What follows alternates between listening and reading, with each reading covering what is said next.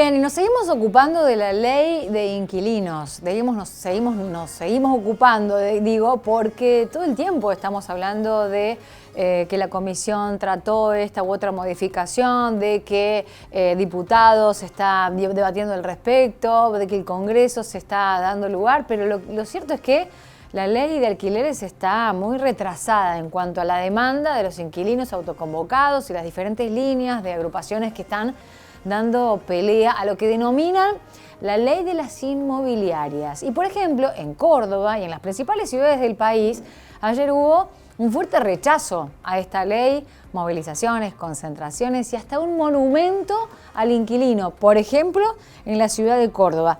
Lo cierto es que hay falta de quórum que imposibilita la reforma a la ley de alquileres, que ya tiene despacho en comisión, para que se trate en la Cámara de Diputados. Y ¿sabes por qué? Porque se fueron de vacaciones. Los legisladores y legisladoras se tomaron un receso invernal. Entonces, no hay quórum para que se debata, se trate la ley de alquileres. Esto que estás viendo ahora, y le contamos a los oyentes que nos siguen por radio, es un monumento al inquilino. Es una parodia, obviamente, en alusión al rechazo que genera esta situación, ¿no? Este miércoles en la Plaza San Martín de la ciudad de Córdoba fue lo que se denominó el valijazo inquilino. En todo el país hubo, en Rosario, en Buenos Aires también, en contra de la ley de las inmobiliarias. Una actividad que consistió en la inauguración de este monumento, una intervención urbana para presentar una dura realidad de millones de argentinos y argentinas. Y también se van a estar realizando inquilinazos en otros puntos del país. En todo el país le decimos no a la ley de las inmobiliarias, como denominan. Miguel Pavlovsky, de Inquilinos Agrupados Córdoba y referente en Córdoba de la Federación de Inquilinos Nacional, está en contacto con nosotros para contarnos qué pasaba ayer, qué está pasando hoy, qué es lo que no pasa finalmente, que queremos que pase con la ley de alquileres. Miguel, Paula, te saluda, ¿cómo estás?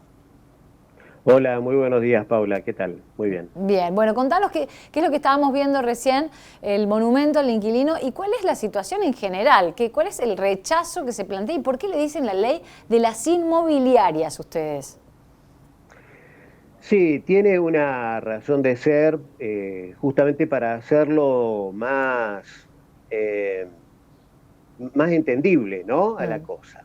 Resulta que había 3 dictámenes, 2 de la oposición y uno del Frente de Todos. El del Frente de Todos contemplaba determinadas cuestiones que conservaban la ley anterior y aportaban algunos beneficios, por ejemplo, para propietarios con menos de 3 viviendas y exenciones impositivas. Bueno, los dictámenes de la oposición lo que plantean es mayor desregulación del mercado y lograron unificarse. Y decimos la ley de las inmobiliarias porque es muy similar la redacción de los proyectos que se unificaron y quedaron en el dictamen de la oposición, llevados adelante, articulados un poco por la diputada Camaño en conjunto con Juntos por el Cambio, y es muy, muy similar a los planteos que iban realizando las inmobiliarias durante el trabajo en comisión de la Comisión de Legislación General. O sea, nos llamó demasiado la atención de que eran demasiado, hasta los términos utilizados para la aplicación dentro del proyecto de ley. Al margen, ¿no?, de que sea una cuestión técnica, que puede coincidir, la ley de alquileres en definitiva es un compendio, es una modificación, se van tomando diferentes artículos del Código Civil. Por lo tanto, la modificación que se hace no es que sea una ley y esa ley se aplica, es una ley que es modificatoria de artículos del Código Civil. Entonces, esos términos y esa forma y lo propuesto es justamente coincidente con lo que proponía el mercado inmobiliario, las inmobiliarias. No estamos hablando de los propietarios, o sea, estamos hablando de la intermediación propiamente dicha y de lo que crea el mercado inmobiliario y esa lógica. Hacia eso es lo que nosotros estamos tratando de llevar nuestra protesta en todos los puntos del país. La idea del valijazo surgió en Buenos Aires y luego adherimos de diferentes lugares como Córdoba, Rosario, Neuquén, y con modalidades diferentes. Pero ¿Qué representa la valija para el inquilino? Digo, vivir tratando de mudarse para todos lados, buscando un precio mejor, unas mejores condiciones. ¿Qué es el valijazo? ¿Por qué se llamó el valijazo? El valijazo implica la necesidad a veces de tener que abandonar un lugar y buscar otro, la posibilidad de tener el acceso a una vivienda y que la misma no sea digna y tener que abandonarla y trasladarse, la cantidad de veces que una familia se tiene que mudar, el impacto sobre el sujeto, sobre las personas, ¿no? Que es el tema de una mudanza. Imagínense la cantidad de veces que la persona tiene que hacer mudanzas durante el transcurso de su vida y no poder tener un pequeño arraigo. Por eso la ley, cuando se planteaba en 3 años, Sí. que es la que está vigente, permite mayor arraigo a la persona, a las familias.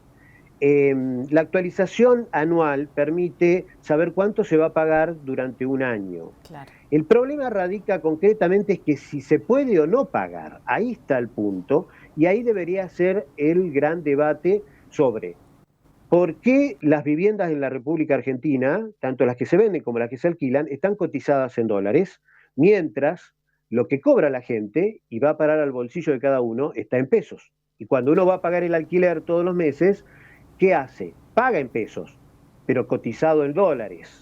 Esa es la realidad concreta.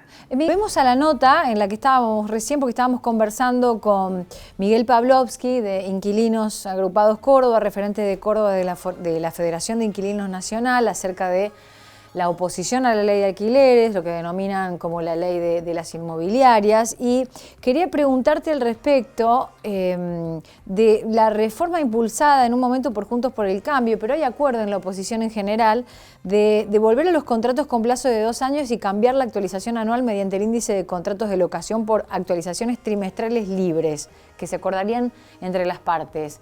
Esto, ¿cómo es visto desde las asociaciones de inquilinos?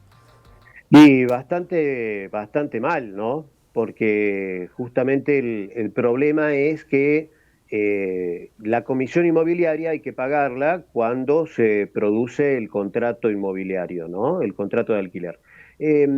Entonces la comisión se paga cada 3 años. Lo que quieren las inmobiliarias es que la comisión se pague cada 2 años. Entonces, en un lapso de 4 años, con esta ley, cobran una sola vez. En el lapso de 4 años, con la modificación de la ley, cobrarían el doble. Entonces, por un lado, se duplica esa ganancia. Pero lo peligroso tiene que ver con este índice librado al azar. Al azar decimos porque está librado a las reglas del mercado y no a un índice específico que se pueda establecer, ¿no? Y aparte cada 3 meses. Cada 3 meses uno no sabría cuánto va a tener que pagar el cuarto, el quinto, el sexto mes. Y el problema del índice libre es que es libre porque se establece entre las partes.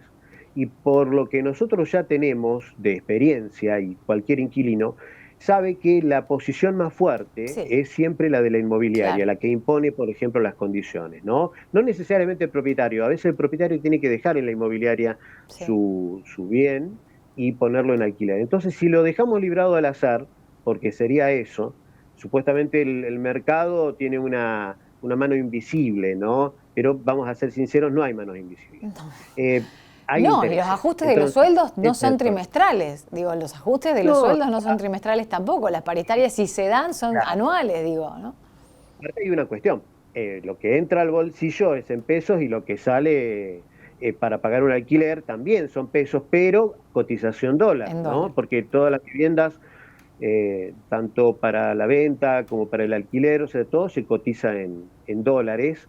Y ese es el gran inconveniente. No es solamente la cuestión de lo que cuesta, sino también de los ingresos, porque al día de hoy, para una familia inquilina, sumando todos los ingresos familiares, más de la mitad de los ingresos familiares va a parar al alquiler. Lo que queda, alimentos, y lo que queda, puede quedar una parte para vestimenta y otra parte para diversión, bueno, si llega. En muchos casos Pero Miguel, bueno, pero a todo esto, como comenzaba recién la nota, no se logra quórum porque encima entramos justo en una época en donde los legisladores se van de vacaciones. Digo, ¿qué expectativas, digo, ante la urgencia de la vivienda, lo que significa la vivienda, lo que significa toda esta situación que estás radiografiando, qué expectativa tenés de lo que vaya a ocurrir y cuándo, ¿no?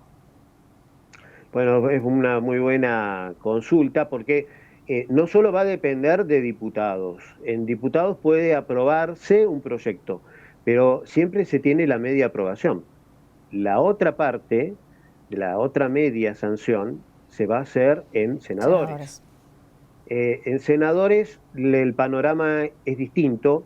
Hay una pequeña diferencia a favor del bloque oficialista, o sea, del Frente de Todos, que es justamente la contrapartida en diputados, que en diputados hay una pequeña diferencia a favor de la oposición.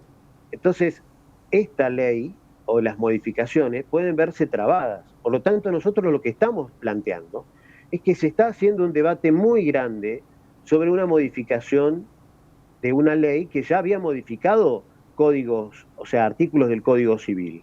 El problema que pasa con todo esto es que se crea más incertidumbre dentro del mercado y lo que provoca justamente es que a mayor incertidumbre, peores condiciones para los más indefensos dentro de esa puja de intereses que son los inquilinos, ¿no? En definitiva. Y también de determinados propietarios que se ven con el problema de decir, tengo una o dos propiedades, ¿qué hago? ¿La pongo en alquiler? ¿No la pongo? ¿Lo hago? ¿No lo hago? Y las inmobiliarias que están reteniendo a veces propiedades esperando las modificatorias. ¿Cuál es el problema? Pasaría a diputados, pero quizás no pase senadores. O quizás pase, pero lo que pasa es que concretamente las inmobiliarias lo que quieren serían 2 o 3 artículos nada más de modificación, que sería aquello que les permita cobrar en menor tiempo la mayor cantidad de dinero posible. O sea, es una lógica de cualquier persona que quiere ganar más dinero. De mercado. Pero el problema, claro, pero si dejamos todo librado las leyes del mercado, el que va a tener que responder por eso es siempre el inquilino. Y sabemos que en digamos, en este momento de inflación tan compleja que estamos experimentando con fenómenos que tienen que ver con lo argentino, pero también con efectos a nivel internacional, nosotros estamos realmente parados en una incertidumbre muy, muy grande. Y decimos una cosa, no pasa todo por una ley, porque sabemos que hay leyes a veces que quedan en letra muerta, no se logran aplicar, como en esta misma ley, que hubo algunas cosas que no se han aplicado. Aparte de esto hay que discutir otras cosas, por eso nosotros aspiramos a que se pueda abrir un debate serio, por eso fue el valijazo, para decir que tiene que haber un debate sobre el derecho al acceso a la vivienda digna. Y tiene que incluir muchas otras cosas más, como por ejemplo quién paga la comisión inmobiliaria, cómo se debe fijar el precio inicial de los contratos de alquiler, y el debate de fondo que es ese justamente, una gran crisis habitacional en algunos lados, en otros lados no la hay, pero está generada o las condiciones del mercado son inestables, y lo que sí tiene que haber es justamente tratar de asegurar el acceso a la vivienda digna para los argentinos, que es justamente el derecho que se tiene y el que hay que defender por sobre todas las cosas. Como hay derecho a la mesa, sí, ¿no? Por supuesto. Asegurar una... No, pero el habitacional es indiscutible y tenemos un problema ya desde hace tiempo. Miguel Pavlovsky, muchísimas gracias por esta nota, disculpa la interrupción, pero bueno, un gusto conversar contigo como siempre. Como siempre, muchísimas gracias. Hasta luego.